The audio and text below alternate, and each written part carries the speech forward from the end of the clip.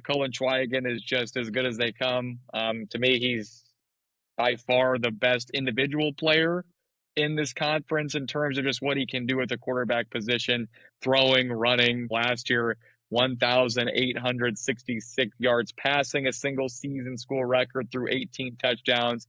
And he also rushed for 677 yards and 14 touchdowns. I mean, for them offensively, obviously it goes through the quarterback. He'll be throwing to the Steele brothers, Owen Steele and Liam Steele, both coming back. So Owen had 770 yards, 12 touchdowns.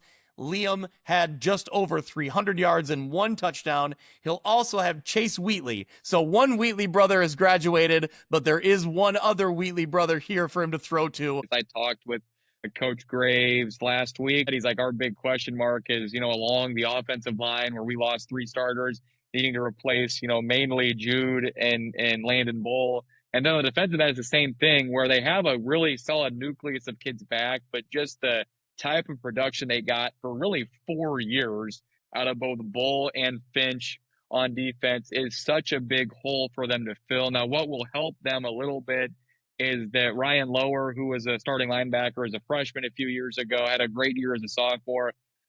He suffered a season-ending knee injury in the second game of the year against Princeton, and he'll come back and he'll slide in. Kind of the same kids we mentioned on offense. The Steeles, Owen and Liam are back. Chase Whitley, I think, will slide in one of their defensive back spots.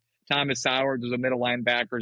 And Tanner McKegg has been a really high-level defensive lineman for them the past couple of years. But I think one of the more interesting things, and I talked about this with Coach Graves too last week, is it looks like they're going to play Colin Schweigen on defense this year. Now, he hasn't played defense his freshman or sophomore year at the 7-on-7 thing I was referencing a couple of minutes ago. He was playing outside linebacker. They're another one of those programs that lose really high-level players every year, but just it feels like they always find the replacements. I'm expecting this Rockridge team to definitely battle atop the conference for a conference title.